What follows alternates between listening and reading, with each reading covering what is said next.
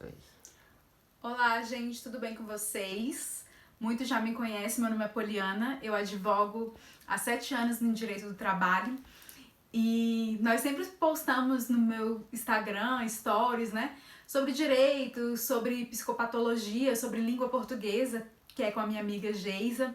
Mas como estamos em quarentena, cada um na sua casa, só que eu acredito que nós precisamos compartilhar conhecimento. E é por isso que eu resolvi fazer esse vídeo super improvisado, certo?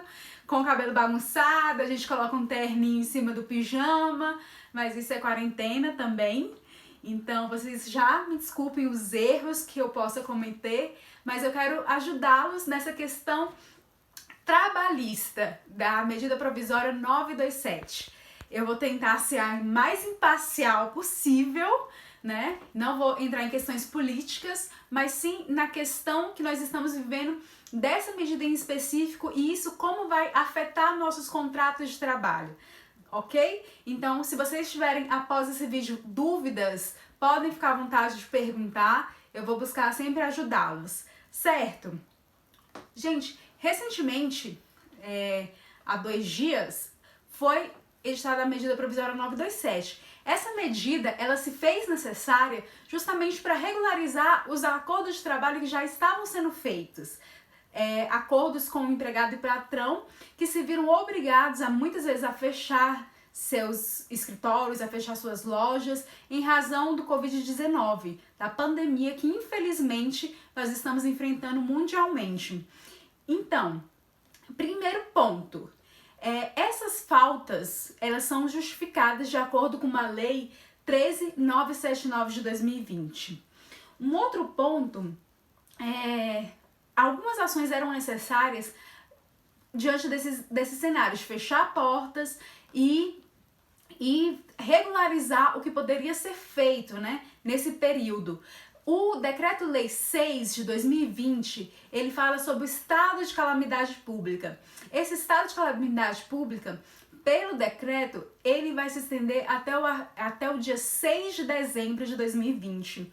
Então, fazendo um nexo com esse estado e o que a nossa CLT, que é a Consolidação das Leis Trabalhistas, fala no seu artigo 501, ela fala de algum contrato de trabalho em relação à força maior. Então nós vamos entrar na questão de como vai ser feito, por exemplo, uma rescisão de trabalho nesse período, nesse estado de força maior, né? Há diferenças. Por exemplo, eu coloquei aqui para vocês, para ficar um pouco mais dinâmico, a medida provisória e a extinção. Gente, é um quadro bem de criança mesmo, tá? É uma extinção de contrato de trabalho por força maior. O que eu recebo, caso eu seja mandado embora hoje, ou caso eu passe a demissão, o que eu não recebo. Então, assim, nós vamos ver.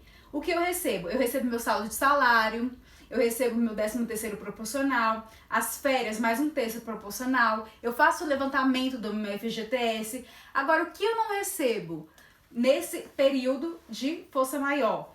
O aviso prévio, a multa de 40%, essa multa de 40%, ela vai ser reduzida à metade, então somente 20%, certo? E eu não recebo as guias do seguro-desemprego. Então há diferenças. Por quê? Porque nós vemos que o empregador, ele também tem vários custos e a arrecadação dele muito, muito menor. É por isso que muito desemprego. Pode acontecer, infelizmente vai acontecer, é um cenário que nós não temos como fugir, porque se entra pouca arrecadação, eu não tenho como manter todos os meus empregados com os mesmos salários, com as mesmas condições de trabalho, sendo que a minha arrecadação vai ser menor. Então, há essa flexibilização. No artigo 2º da medida provisória 927, ela trouxe essa flexibilização para que os acordos individuais possam ser feitos da melhor forma. Eu negociar diretamente com o meu empregador, certo? Eu vou pensar, por exemplo, numa redução da minha carga horária. Com isso, uma redução do meu salário, certo? Isso, o ideal, nós advogados orientamos que seja feito por meio de negociação coletiva, junto com o sindicato e tudo mais. Alguns autores, eles não recomendam isso, né, a redução salarial, justamente por entrar em conflito com o que diz o artigo 7º da Constituição Federal, que fala da irredutibilidade de salário, que é um direito social. Mas como nós estamos vivendo um cenário totalmente atípico e também há uma contraprestação, você trabalha menos, mas você ganha menos, isso também, eu acredito plenamente na possibilidade dessa questão.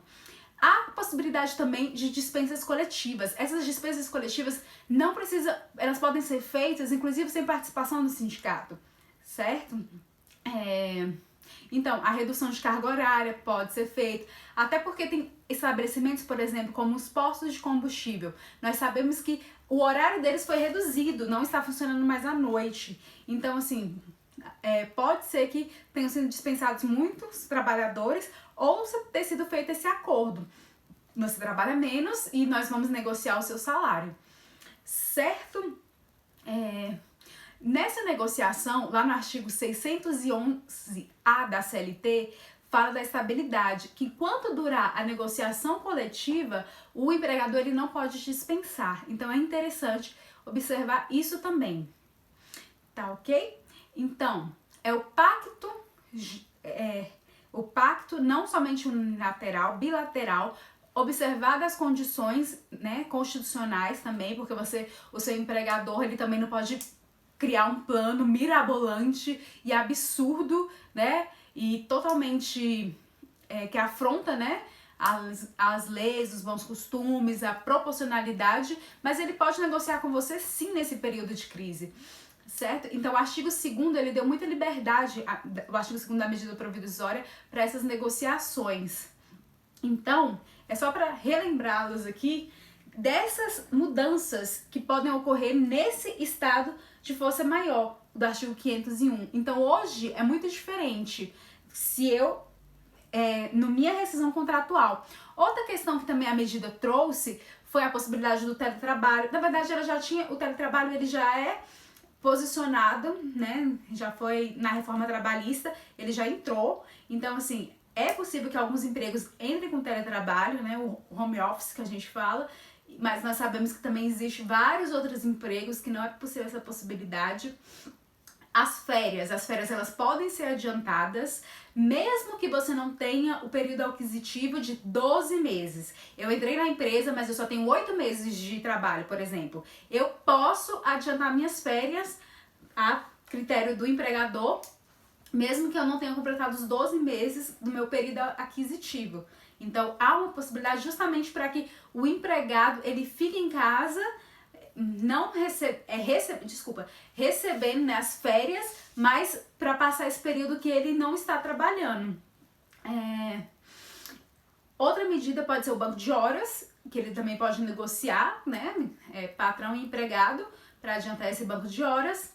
E a outra é possível adiantar os feriados não religiosos. Tem outras coisas na medida também, mas eu não quero fazer um vídeo muito grande, mas vocês podem ler a medida 927 e caso vocês tenham dúvida, vocês perguntam pra mim. Tem coisas bem peculiares, assim, coisas que são bem interessantes da gente conhecer, saber mais e vamos orar para que essa fase passe logo, né, gente? Ninguém mais aguenta, assim, a economia sofre, todos nós sofremos e nós queremos os nossos parentes bem, é o que mais importa, é a vida, é a saúde das pessoas, muito mais do que qualquer outra coisa. Então essa é a minha contribuição, eu espero que vocês tenham gostado, fiquem ligados nos próximos vídeos e é isso aí, até mais.